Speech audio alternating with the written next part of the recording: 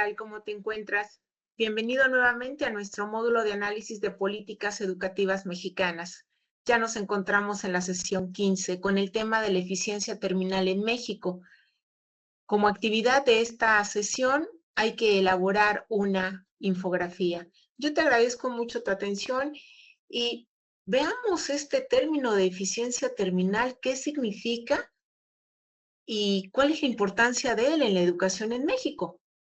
Miren, la eficiencia terminal es un indicador que nos permite conocer cuántos años han cursado los estudiantes mexicanos. Pero además de que han cursado, han terminado la etapa escolar. Entonces, la eficiencia terminal en preescolar, pues ojalá fuera igual y mejor en la primaria, en la secundaria, en la educación media superior. Es decir, todo aquel que entra al preescolar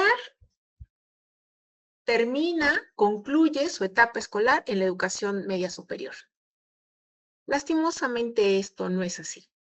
Aunque se han hecho muchas acciones educativas para promover el mayor número de años cursados, pues no se lleva la ventaja en todas las etapas escolares. Los indicadores educativos apuntan un buen porcentaje de años cursados en la primaria. No tanto en la secundaria, pero con un decremento, es decir, hacia abajo, en la educación media superior. Igual, no hablar de la educación superior.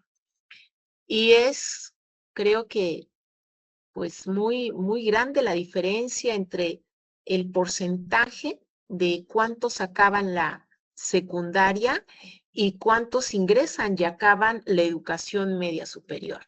Mientras que la secundaria marca un 85%, la educación media superior, según indicadores educativos de Mejoredu, es de un 63%. Es decir, no nos va bien con la eficiencia terminal en la educación media superior. El tener este conocimiento de cuántos años cursan y concluyen la etapa escolar los estudiantes, se puede tener el diagnóstico y hacer políticas públicas educativas. ¿Este escenario siempre ha sido igual? No. Y creo que hoy más que nunca estamos mucho mejor en eficiencia terminal.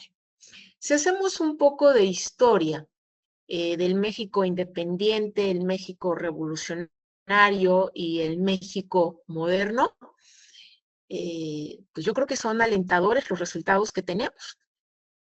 Vamos a ver qué pasaba en el México independiente, quién controlaba la educación en el México independiente y por qué hubo freno en la eficiencia terminal. La educación era de unos cuantos. En el México revolucionario, el analfabetismo y el rezago educativo maneja cifras alarmantes.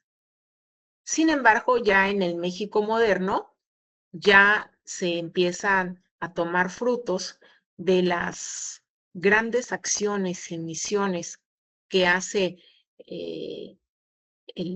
pues sí, el Estado y con ellos sus maestros para que se pueda mejorar la educación. Vamos a escuchar este video.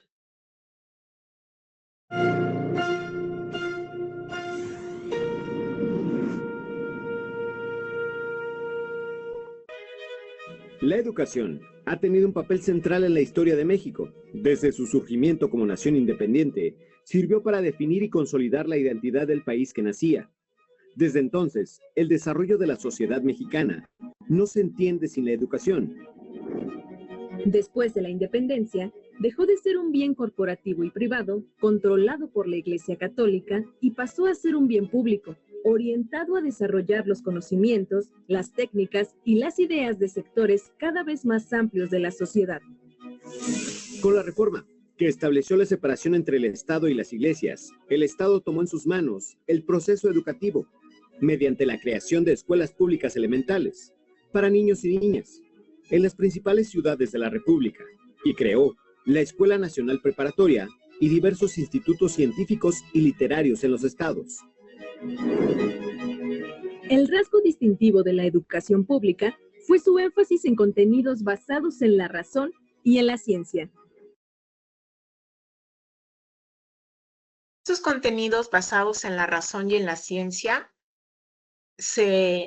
eran el extremo, se oponían a la educación que se recibió durante mucho tiempo por parte de la Iglesia.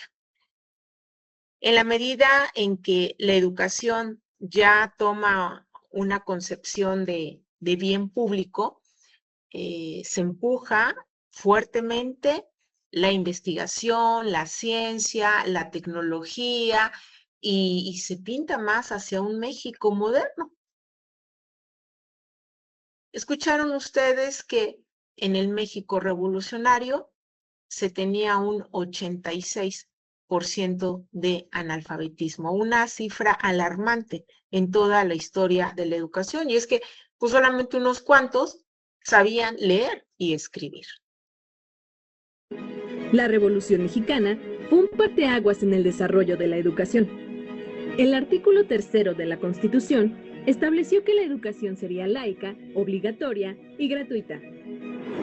Las iglesias no tendrían ninguna injerencia en el proceso educativo, que sería desde entonces controlado y dirigido por el Estado. La educación fue así un derecho para todas y todos los mexicanos. Con la universalización de la educación pública, México dejaría de ser una sociedad analfabeta, ya que en 1910 el 83% de la población no sabía leer ni escribir y se convertiría en una sociedad casi totalmente alfabetizada. Perspectivas históricas, lunes, 20 horas. Corrijo, les había dicho 86%, es 83%. Pero miren, ya arriba del 80% ya es una cifra alarmante en analfabetismo, ¿sí? ¿Qué hay que rescatar en el concepto de eficiencia terminal? ¿Qué hay que medir entre la edad de 0 y 17 años? Hay que observar quienes concluyen su preescolar, primaria, secundaria y preparatoria. En eficiencia terminal vemos un gran logro después del México postrevolucionario. En el México independiente vimos la separación entre iglesia e Estado. Viene ya el México revolucionario con esta cifra alta de analfabetismo, y después de este México revolucionario es cuando ya empezamos a entrar a una educación más moderna y al menos más alfabetizada. Hoy por hoy, ¿qué nos dice la tasa de eficiencia terminal? Que pues si bien muchos niños, niñas y adolescentes concluyen la educación primaria, no es así en la secundaria o en la media superior.